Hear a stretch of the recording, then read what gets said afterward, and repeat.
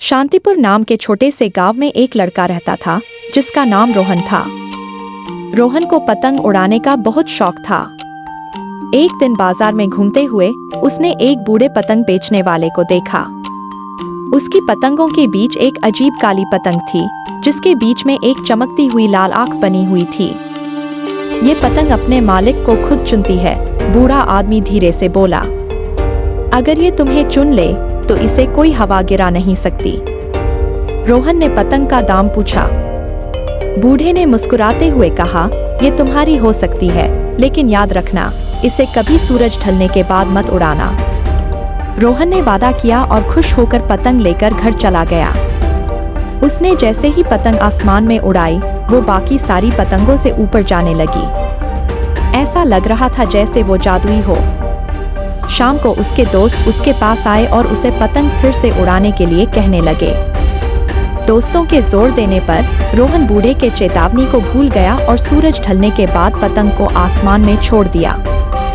अगर आपको ये वीडियो पसंद आ रही है तो इसे लाइक करें, दोस्तों के साथ शेयर करें और हमारे चैनल को सब्सक्राइब करना न भूलें।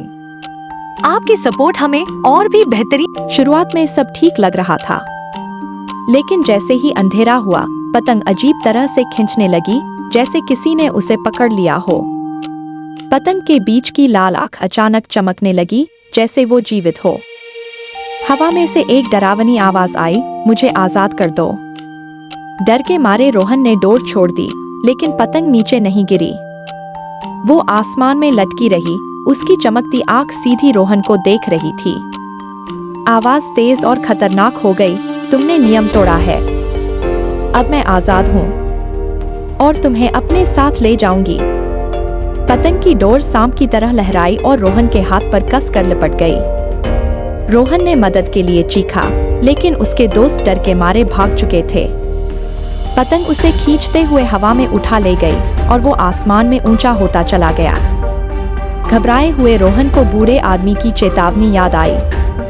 उसने चिल्लाते हुए कहा, मैं तुम्हें कभी नहीं उड़ाऊंगा, मैं वादा करता हूँ। पतंग ठहर गई, जैसे सोच रही हो। फिर धीरे धीरे उसकी डोर खुल गई और रोहन नीचे गिरकर एक घास के ढेर में सुरक्षित उतर गया। लेकिन पतंग अचानक आग की लपटों में घिर गई और गायब हो गई। सिर्फ एक हल्की जलने की गंध और एक लाल पंख वहां रह गया। अगले दिन रोहन बाजार गया, लेकिन बूढ़ा पतंग बेचने वाला वहां नहीं था। उसकी जगह एक चिट्ठी पड़ी थी। हर पतंग का अपना मालिक होता है। इस बार तुम बच गए, अगली बार सावधान रहना। उस दिन के बाद रोहन ने कभी भी सूरज ढलने के बाद पतंग नहीं उड़ाई और किसी अजनबी से कुछ खरीदने से भी बचता था।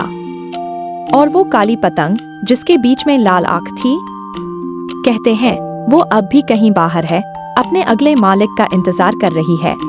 अगर आपको ये वीडियो पसंद आ रही है तो इसे लाइक करें, दोस्तों के साथ शेयर करें और हमारे चैनल को सब्सक्राइब करना न भूलें। आपकी सपोर्ट हमें और भी बेहतरीन कंटेंट बनाने के लिए प्रेरित करती है। धन्यवाद।